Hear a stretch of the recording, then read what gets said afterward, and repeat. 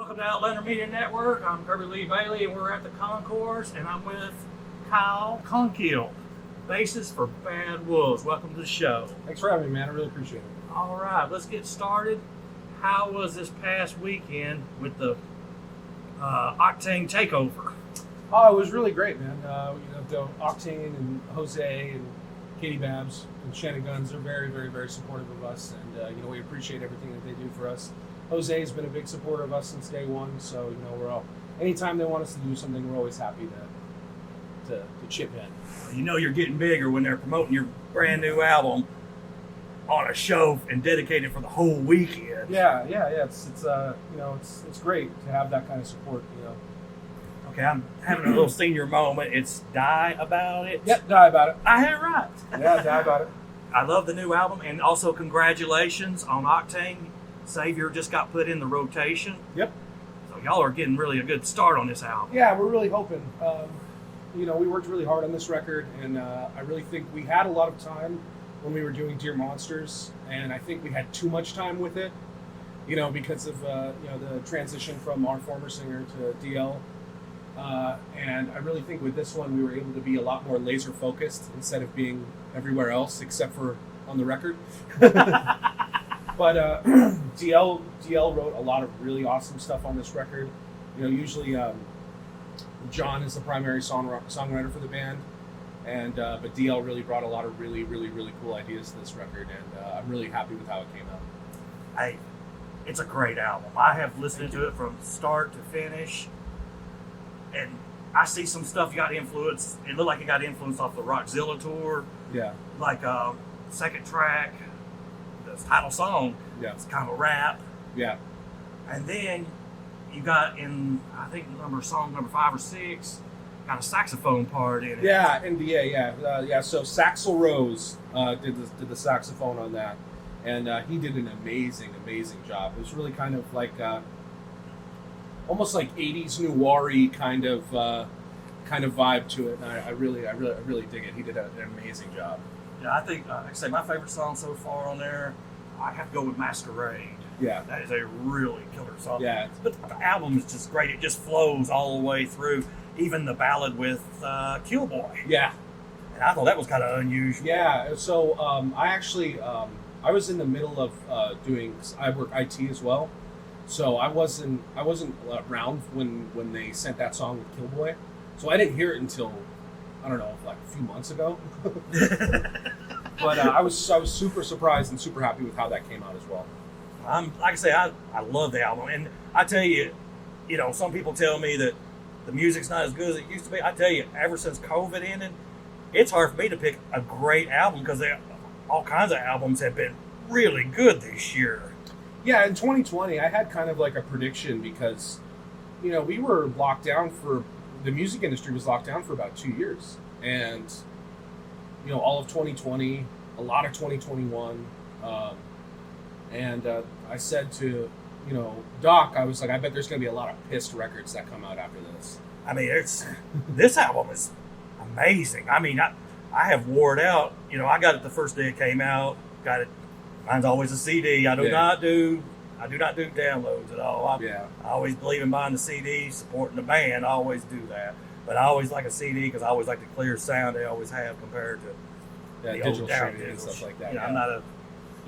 I understand like when people use the computers and stuff in the concerts where it's that and the little laser sounds and stuff. They're not. People say, well, the computer's not good. Yeah, it is because it's adding to the concert, not taking away from it. Yeah. And I mean, I'm guilty of it too because I have Apple Music, I have Spotify, I have Tidal, and because there's some stuff that I think sounds better on certain apps. Because you have to master for, Apple has a certain, dB limit they have to master for. Spotify does too. And I think Tidal might be the clearest that you can get from the streaming platforms, but I'm not exactly sure. Now, like I said, this is going to be my third, it's a 3-2-1 with you guys. It's going to be my third time seeing y'all perform. My second time seeing you perform with the current lead singer, and the first time y'all as a headliner. Yeah. So I was like, okay, 3-2-1. I'm excited to see y'all as a headliner. We have a really, really, really fun set for this one.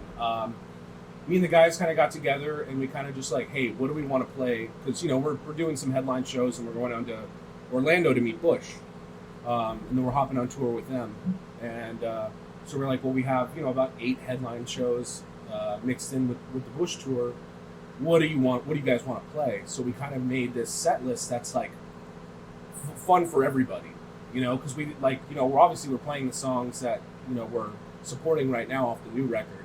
But there's also a couple deep cuts off of, the first record, second record, third record that we haven't really played that much. So, but yeah, so I'm really excited to play some of the songs that we haven't got to play before. And this is y'all's first night on this tour. Yep. So it's an honor to be here, to come to Knoxville, Tennessee, to see you guys perform here first. Knoxville's been the one place I haven't been, believe it or not. I've been to Chattanooga. I've been to Memphis a bunch. Oh, yeah. And I've been to Nashville a whole lot. But I was like, I don't think I've ever been to Knoxville. So is there any, cool places, to go after the show here, or? One thing bad, Knoxville dies quickly around here. Oh, man. Unless you go to the old city.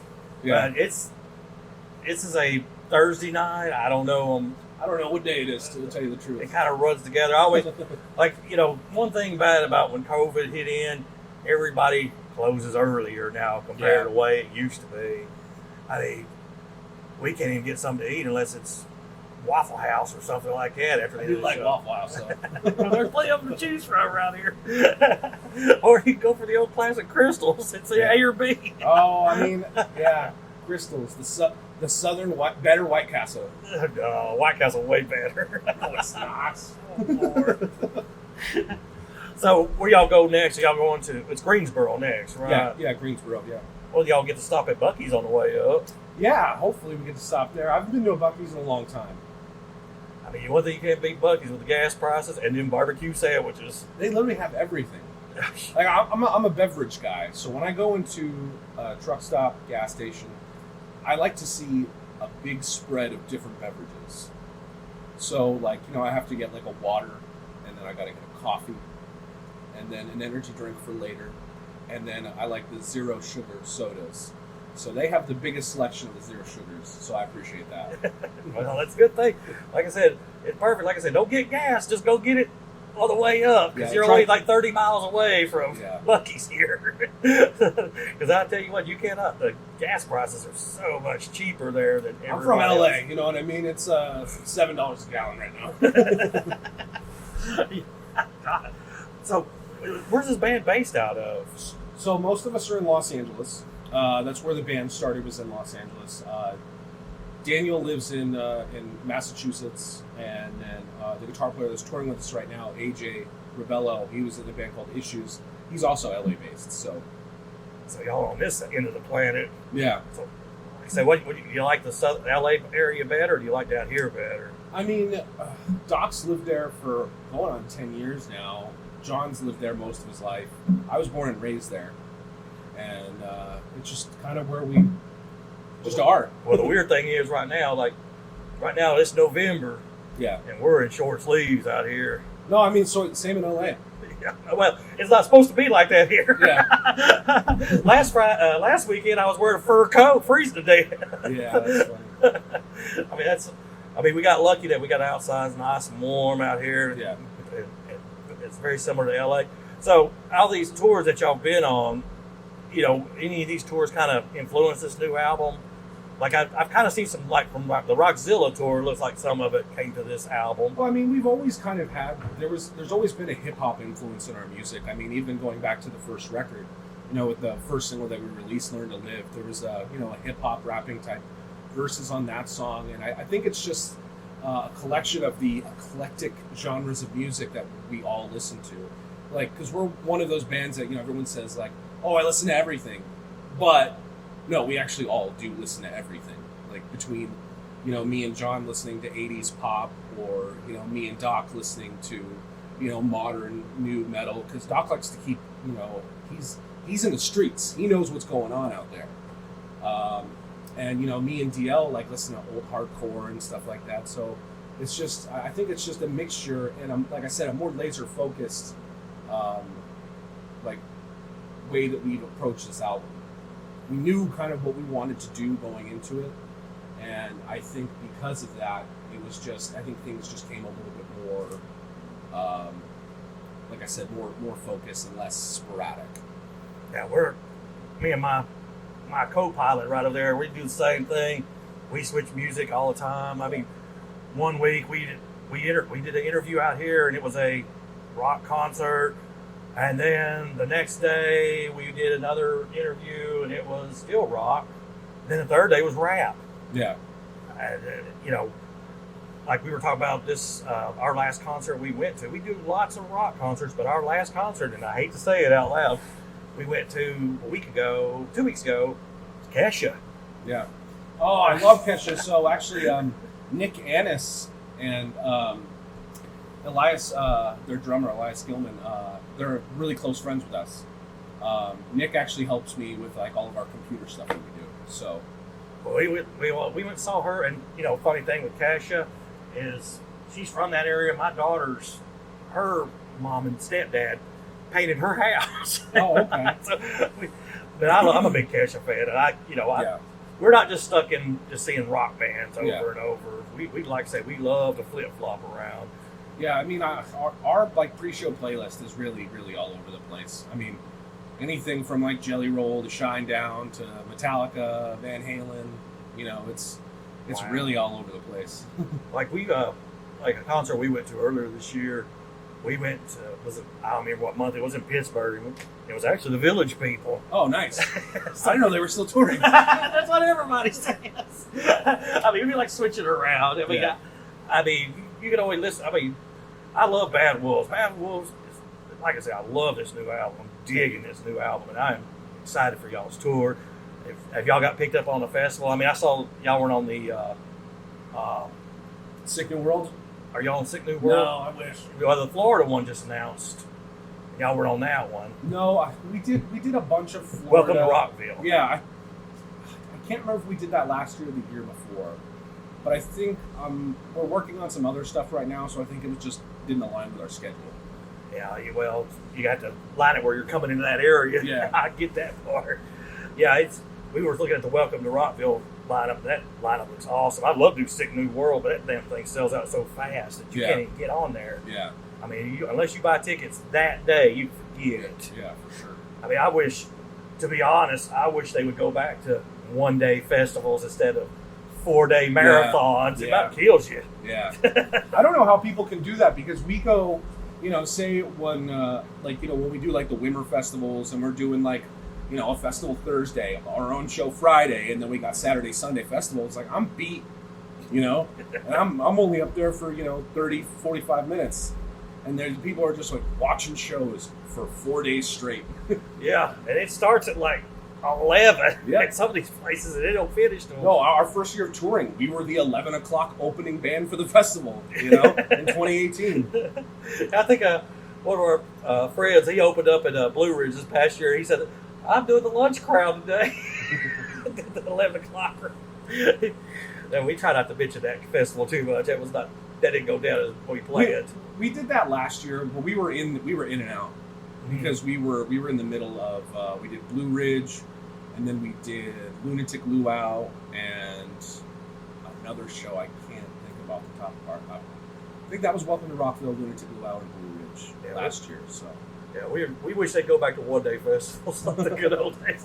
I say, by day 4, you're about to die. I mean, I don't think I've seen the headliner on a Sunday at a festival yet. I think I'm just too fucking tired at the end of the thing. I'm starting to show my age a little bit.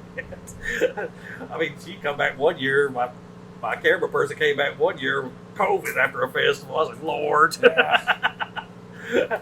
What did y'all do during COVID when it was shut down? So we had a band Patreon, and we would do, all of us would get on there, we'd have specific days that we would go on, and we would do lives. We were doing covers, doing a whole bunch of different stuff for everybody to tune in, and then basically John and Max were writing Dear Monsters during that time.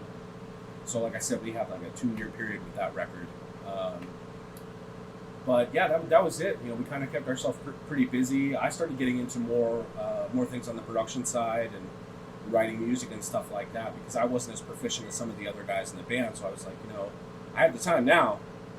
You know, might as well try to do something productive.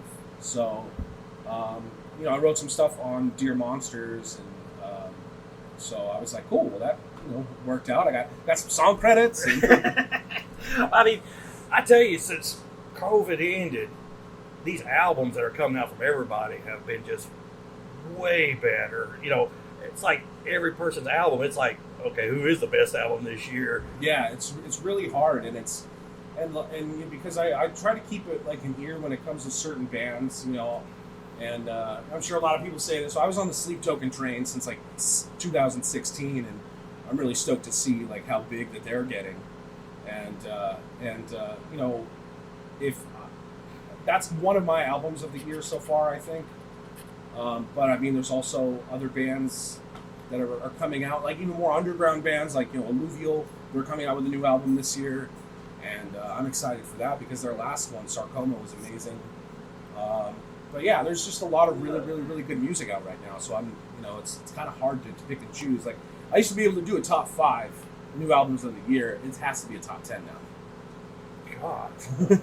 Yeah. Well, I tell you, one of my favorite albums that came out this year was actually Electric Callboys Techno. Oh, yeah? Yeah. I haven't heard that one yet. Oh, they're one of the most amazing bands to see live. Oh, okay. I was Cool. fortunate I'll have to check that out. They're one of those bands that if you go see them live, if you're going to plan on seeing them live, you better buy tickets early because they'll be sold out. Yeah. I mean, they sell out so fast. You know, some bands, like that was one, and I tell you, another band I've just watched just get bigger and bigger, or two of them. Motionless in White is one of those that's gotten bigger, and Beartooth. Yeah. I toured with Motionless in White back in 2009. My band at the time took them out on their first real tour ever.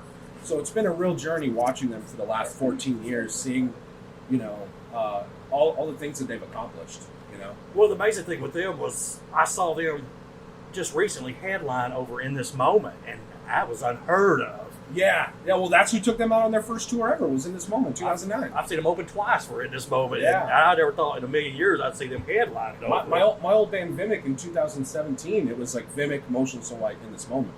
I was at that show. Yeah, the Half God, Half Devil tour. Yeah, I used to play with Joey Jordison. Oh my God. Yeah. So, so watching them kind of like, you know, progress, I don't think they've really plateaued yet, which is really nice to see because they're all really talented guys. They're all really nice guys. And, you know, it's always a pleasure to see, like, you know, people actually, great people do great things. We appreciate you coming on the show tonight. Follow Bad Wolves on Instagram, Facebook, TikTok, YouTube, X. Bad Wolves official everywhere except for TikTok. It's official Bad Wolves. I don't know why it's. And check these guys out on tour. And we appreciate you, Kyle, coming on the show. Yeah, man. Thanks for having me. I really appreciate it. And we loved it. And peace out.